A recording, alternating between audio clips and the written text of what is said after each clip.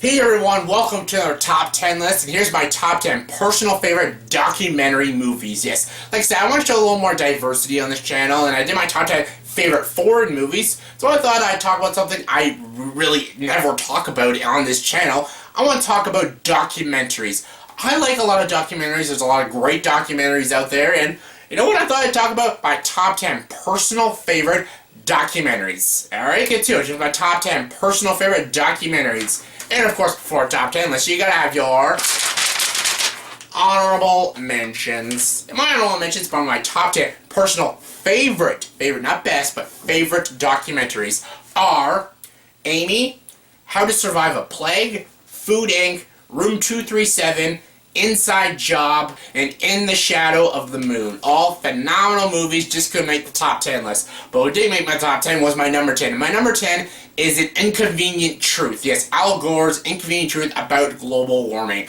I love how they show this movie, and it doesn't bore you. Like, I know a lot of people talk about global warming, and there's a lot of documentaries about global warming, and they're really dull, they're really derivative, but this movie is done very creatively and very passionately, and it's got a lot of great information in it, and it's a very well-told and well-crafted documentary. Al Gore is very intuitive and very smart, and he tells the story also in a very comedic and a very wise way, and I just found this movie very interesting. Is everything in this movie, like, fact? Like, is it all a fact? Not really. Some of it is pretty skeptical and everything, and some of it's a little bullshit, but there are some really great subjects they talk about in this movie, and it's a very well-directed documentary, and it's very well worth your time, and I think it's one of the best documentaries I've watched. I thought Al Gore was great in it. I thought there was a lot of good comedic elements to it, and I just really enjoyed it. An Inconvenient Truth is a great documentary, and it made my number 10 spot. Coming number 9 is Life Itself. Yes, this is the documentary about Roger Ebert. This movie I saw last year. Yeah, last year. Great documentary. It's a little hard to watch because it does show you a lot about Roger Ebert dying in the hospital and everything, and it's very, very hard to watch. But I loved this movie, even though I wanted it to go in more depths about critical analysis, and I wanted him to go more in depth about what it means to be a critic, but I loved learning about Roger Ebert's life, because Roger Ebert is the greatest film critic who's ever lived. Is he my favorite film critic of all time? But no, but I have a lot of respect for him, and I do have a lot of love for the guy, because he's a great critic, and he's very wise, he's very passionate about filmmaking, and I did idolize him a bit, and I loved seeing him and Gene Siskel, and how they came up with the show, Gene Siskel at the movies, and I loved learning about his life and what stuff he had to deal with his wife and kids and stuff, and then learning about his sickness. It was very sad, very tragic, and it was just a very interesting documentary about one of my favorite film critics, Roger Ebert himself.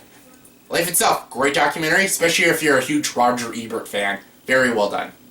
Coming number 8 is Blackfish. Yes, this movie will make you think twice about SeaWorld. Yeah, this movie is about a whale who actually killed, 3 people when he was captured in SeaWorld. You know, this whale was called Tilikum, and he was an orca, and he basically killed people. And wow, the stuff they tell you in this movie about SeaWorld and all that, it is freaking messed up, but it's so well done. This is a very intense documentary. It really actually frightens you for animals and even for people. It's a very intense documentary, and I freaking loved every second of it. I've seen this documentary 3 times now. Every time I find someone who hasn't seen it, I highly recommend them to, because it's a very well told documentary.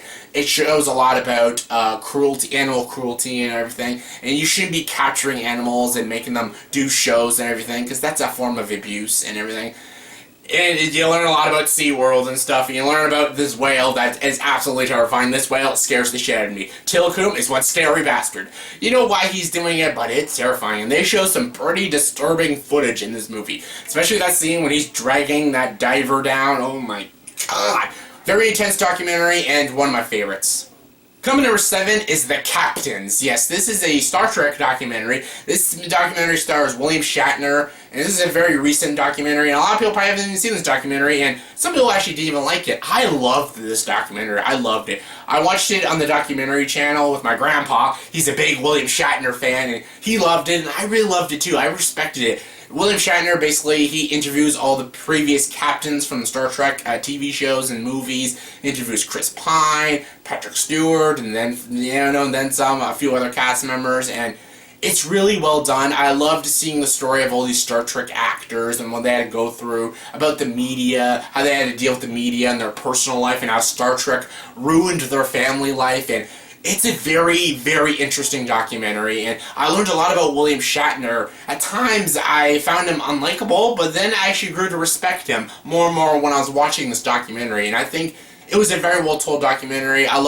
It's a great documentary for Star Trek fans. Like, if you're a huge Star Trek fan, you will love it. You'll learn a lot of great information. And if you love Shatner, you'll love seeing him interview all these people. Just all the experiences all these Star Trek actors had. It's a very good, very intriguing documentary, and I freaking love it. So yeah, if you're a Star Trek fan, give it a watch. Coming number 6 is The Death of Superman Lives. What happened? Yes, I reviewed this documentary just like a few months ago, like 6-7 months ago. This is John Schnepp, who's on AMC Movie Talk. Basically, this documentary is about the Superman movie that never happened. And this documentary has a lot of good celebrities in it. It's got Kevin Smith, Tim Burton, John Peters, and it's directed by John Schnepp from AMC Movie Talk. I'm a big fan of John Schnepp, so I loved this documentary. I adored this documentary. I found this documentary very interesting. Like, Nicolas Cage was going to be Superman. This was going to be directed by Tim Burton. It was written a little bit by Kevin Smith. It was a really interesting documentary. I love the superhero Superman. I love Superman. This movie could have either been a disaster or it could have been freaking amazing. I don't know, but this documentary was good enough. I'm a little surprised that they never made the Superman movie. I'm a little upset too, but this documentary was so good. You know what? This documentary is probably better than that Superman movie ever could have been. So yeah, I love this documentary. I've seen this movie a bunch of times. Great documentary. Check it out if you've not seen it. Very interesting. Coming number 5 is Religulous. Yes, a very controversial and very, I don't know what you guys say, like insulting? I don't know if it's insulting. I don't know, just a little harsh, a little rough. This documentary, if you are severely religious, you will be downright offended by this movie at times, because Bill Maher, who's a pretty offensive and controversial kind of guy, I'm sort of a Bill Maher fan. I like some of the shit he says, about politics and religion and stuff. Am I a religious person? No. But I am open to anything. Like, if you are religious, that is completely fine. And this documentary doesn't actually try to be too offensive, because Bill Maher does respect people's beliefs. He just wants to know why people believe in God and religion and everything. And he interviews all these really religious people, and he just wants these people to convince him, how's the Bible true and everything. And a lot of the arguments these people give are pretty stupid arguments, and it's a very interesting documentary, because Bill Maher himself isn't an atheist, he's an agnostic, and again, it's about respecting people's beliefs, and some really deeply religious people might get offended by this documentary. And if you are, that is fine. That is completely fine. I get it. Like, if this documentary is not for you, don't watch it. I've watched this movie a bunch of times because it is funny. It is very funny because Bill Maher is really comedic. I like his kind of comedy. It's directed by, Larry Charles? The guy who wrote a few episodes of Seinfeld and directed Borat and everything. It's got this sort of humor, like a Larry Charles movie, and Bill Maher is very funny. And I find it very fascinating. And like I said, I'm not an atheist. I'm not that. I'm not deeply religious. I do have a little religion in me, but I found this kind of movie because I respect people's opinions so much. I don't care what you believe in. I respect it. I just like to hear people's opinions and their passions and what they believe in. That's why I really liked this movie, because Bill Maher's a passionate guy, and he stands for what he believes in, and he just wants people to share what their beliefs and stuff, and that's what this movie, Religulous, is about. It's controversial, but it's a very good documentary. Coming number 4 is Done the Impossible, The Fan's Tale of Firefly and Serenity. Of course, a Firefly fan will actually fucking have this documentary. This is a documentary about the Browncoats. This is a fan service of Firefly. When Firefly got canceled, the fans signed a bunch of petitions, and even a lot of the cast members of Firefly, mostly Adam Baldwin, who plays Jane Cobb, they basically signed a petition to get Firefly back on the air. They couldn't do it, but Universal bought Firefly and they got the movie Serenity. Serenity was made because of the browncoats. This documentary goes into complete depths of these fans of Firefly, the browncoats, and it's just a great documentary. If you're a Firefly fan, you will love this documentary, and since I am a fan of Firefly, I adore this documentary. Coming number 3 is Roger and Me and Bowling for Columbine. Yes, I went with 2 Michael Moore movies. Michael Moore is a great filmmaker. I don't like all his movies, like Canadian Bacon, I'm not a big fan of. I'm not the biggest fan of Fahrenheit 9/11. Sicko's a good movie, but I'm not the Fahrenheit 9/11, I'm not a big fan of that. These 2 movies, though, are his best movies. These are gems. Bowling for Columbine and Roger and Me are both very dark, hard-hitting, and very harsh movies, and they're fantastic, fantastic. They're well told, well directed. Michael Moore, again, he's a very intuitive, very smart guy, and it shows in these documentaries. I don't want to spoil anything about these documentaries. Just give them a watch. You have a strong stomach for some of these documentaries because they're pretty dark and they're very realistic, but that's why I love them. They're both one of my favorite documentaries of all time. Love them. Michael Moore did a heck of a job. Coming number 2 is Side by Side. Yes, Keanu Reeves gives us Side by Side. He narrates this documentary. Basically, this is about filmmaking. This is about people using modern film or just digital film, and basically how film is changing and how is it the end of cinema and everything. And this is a great documentary. All your favorite directors are all in this documentary. You got Martin Scorsese, you got David Fincher, Lars von Trier, Richard Linklater, like a bunch of great directors.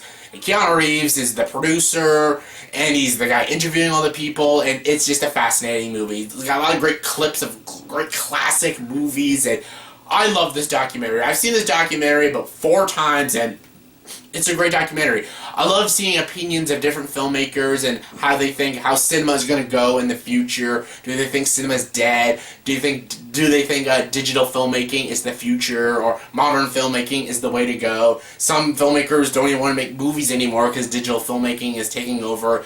This is a phenomenal documentary, one of my all-time favorites, Side by Side. It's a recent one, but it's a brilliant one. And my number 1 favorite documentary is, of course, Man on Wire. Yes, this year's The Walk is the movie version of Man on Wire, but Man on Wire is a stellar, perfect documentary. It's fantastic. There's a little bit of verisimilitude in the movie, but you don't mind. It's about Philip Petit, who walked across the 2 towers, and it's a brilliant, mind-blowing documentary. James Marsh, yes, I may not like the theory of everything, but he did a phenomenal job directing this documentary. It's the greatest documentary I've ever watched. It's intense. I love how they showed how they broke into the Twin Towers and then he walked across the Twin Towers. It's mind-blowing. It's amazing. It's the greatest documentary I've ever seen. It's fantastic. Check it out if you've not seen it. The Walk is basically the movie version of this documentary. So good. So yeah, that's my top 10 personal favorite documentary movies. So yeah, in the comment section below, please tell me, did you agree with this list? And if not, comment below, let me know, what is your favorite documentary? Give me your top 10s. Comment below, let me know. And as always, if you like this video, please like and subscribe to this channel and join the dark side.